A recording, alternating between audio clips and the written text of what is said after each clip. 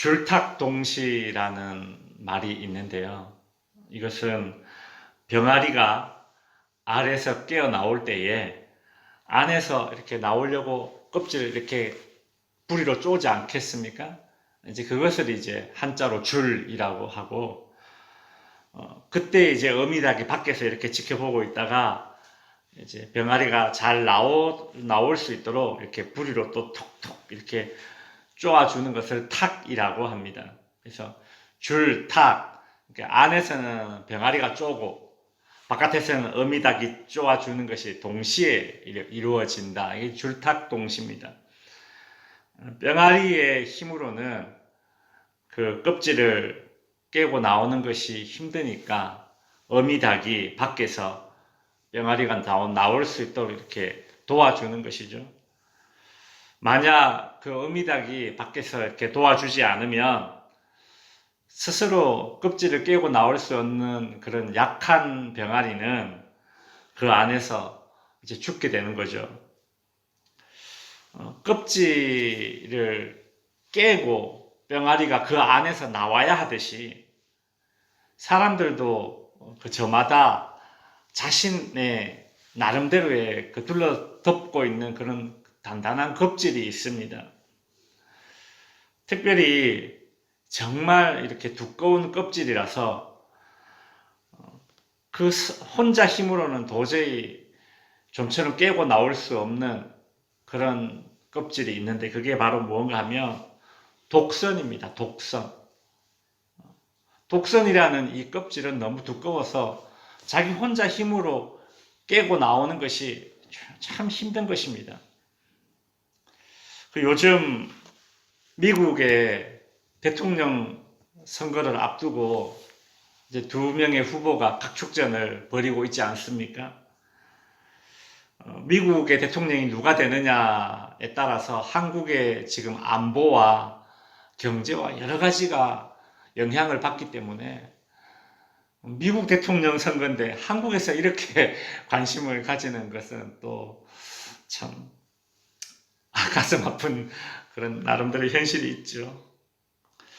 두 명의 후보 가운데 특별히 이제 그 트럼프라는 후보가 주한미군을 철수해야 된다, 이제 그렇게 주장을 해서 한국 사람들의 관심을 좀 많이 받고 있습니다. 이 트럼프 대통령 후보죠. 지금 이제 후보가 요즘 이제 미국에서 유독 많이 하는 말이 있는데 무엇인가 하면 한국이 이제 미군 때문에 뭐 안전하게 그렇게 지낼 수 있는데 이게 무임승차한다, 이제 그런 말을 계속하고 있습니다. 사실 여러분, 우리가 시시비비는 가려야 되는 것이 전 세계에 미군이 흩어져 있지 않습니까? 유럽에도 미군이 있고요. 우리보다 더 잘 사는 선진국에도 미군이 주둔하고 있습니다. 근데 전 세계에서 미군이 주둔하고 있을 때에 그 나라에서 이제 비용을 내는데 전 세계에서 대한민국이 미군 주둔 비용을 가장 비싸게 내고 있습니다. 가장 많이 내고 있어요. 그게 사실입니다. 평택에 미군 기지를 이제 새로 지었지 않습니까? 우리나라 돈으로 18조 원 들었습니다. 18조 원. 전 세계 어느 나라에서도 미군 기지를 그렇게 많은 돈을 들여서 지어주는 나라가 없습니다. 전 세계에서 가장 좋고 가장 크고 가장 많은 돈을 들여서 미군 기지 지어준 나라가 우리나라입니다. 근데 지금 이제 트럼프 후보는 계속 이제 자극적인 말만 하는 것입니다. 일단 자극적인 말을 해야지 사람들이 귀 기울여 주고 좋아하니까 한국이 무임승차한다. 그래서 자신이 대통령이 되면 한국에 있는 주한미군을 철수시키겠다. 지금 계속 그렇게 이야기를 하고 있어요. 그 이제 트럼프를 돕고 있는 그 참모진들이 있지 않겠습니까? 트럼프가 주한미군 내가 대통령 되면 주한미군 철수할 거야, 그렇게 이야기하면 이제 기자들이 묻겠죠. 막 이거 어떻게 된 일이냐, 사실이냐, 막 그렇게 이제 물으면 또 참모진들은 또 그게 아니다, 또 이런 식으로 또 막 그 트럼프의 막말을 막 진화한다는 그런 이제 형편으로 우리가 미국이 지금 대선이 진행되고 있습니다. 저는 이 트럼프 후보의 이 말들을 이렇게 보면서 참 이 트럼프가 가지고 있는 이 독선이라는 것이 참 대단하다, 그런 생각이 듭니다. 참모진들에게 트럼프가 제대로 된 정확한 정보를 나름대로 받지 않겠습니까? 근데 그 말을 듣지 않는 거예요. 트럼프는 참모진들이 주는 그 말을 듣지 않고 여전히 이 미군과 미국이 한국을 위해서 엄청나게 희생을 하고 있는데, 손해를 보고 있는데, 그런 식으로 이야기하는 거죠. 이게 독선 아닙니까? 참 독선으로 가득 찬 그런 고집을 부리고 있는데, 이 독선이 혼자 힘으로 깨기 힘든 것이죠.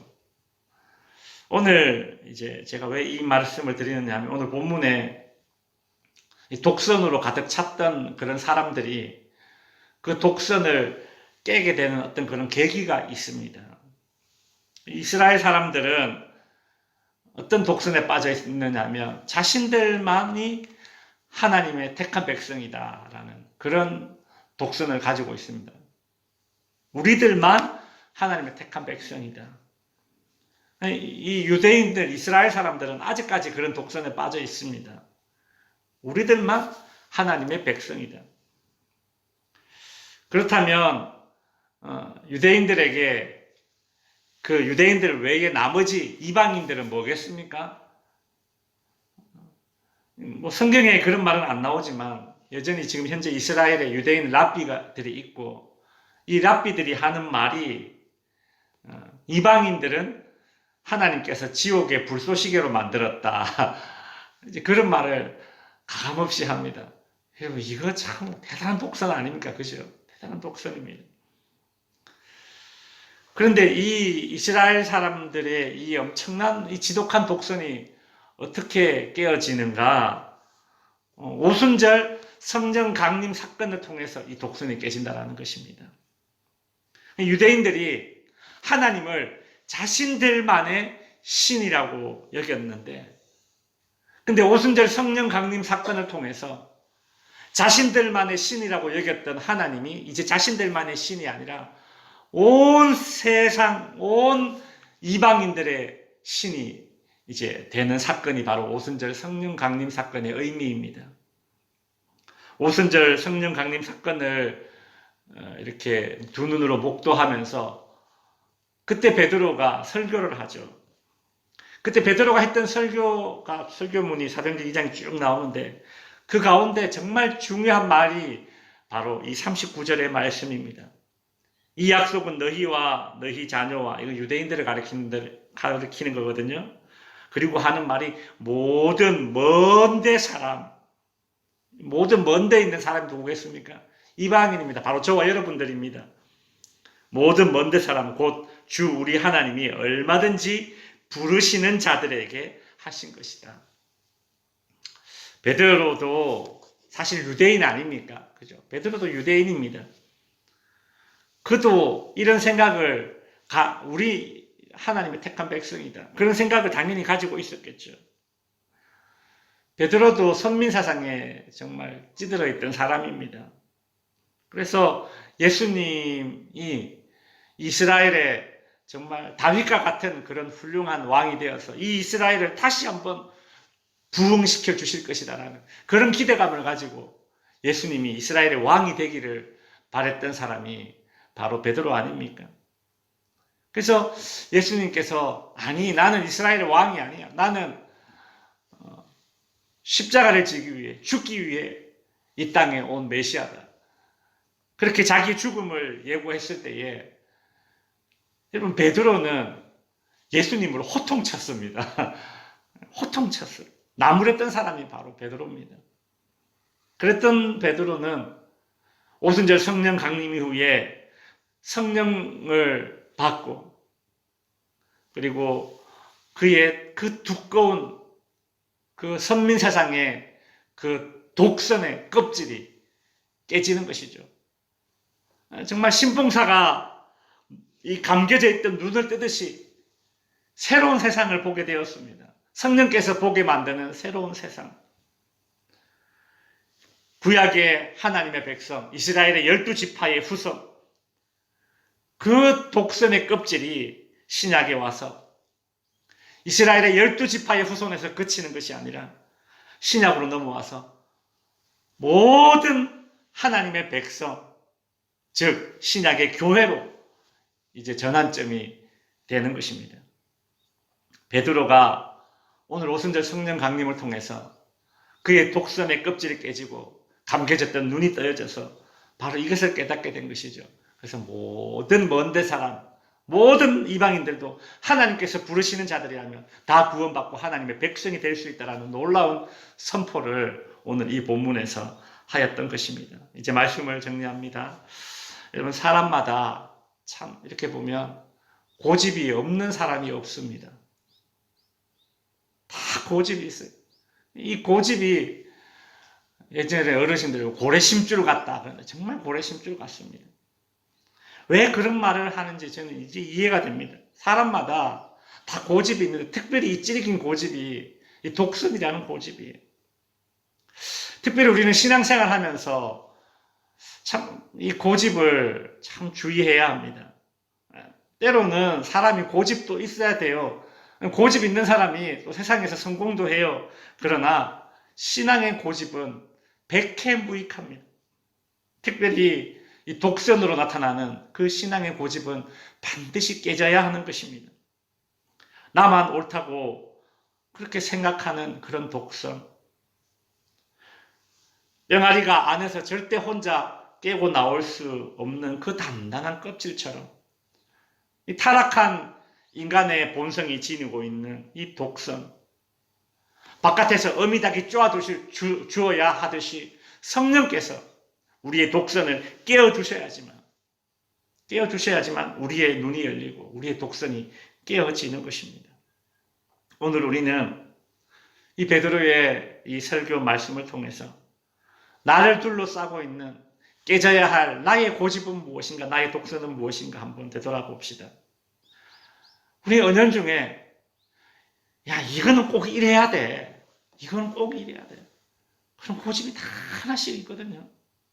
꼭 내가 생각하는 방식대로 돼야 되고 이때까지 내가 해왔던 그 방식대로 앞으로도 일이 진행되어야 된다는 그런 독선이 있기 때문에 공동체 안에서 평화가 없는 것입니다. 내려놓고 깨어져야 할 나만의 영적인 고집, 독선이 없는가. 이 고집 때문에 나는 내 주변 사람들과 불화하고 있지는 않은가를 한번 오늘 되돌아봅시다. 사람 참으로 쉽게 변하지 않습니다. 그래서 성령의 도우심을 구할 수 있는 저와 여러분이 될 수 있기를 주님의 이름으로 축원드립니다. 기도하겠습니다.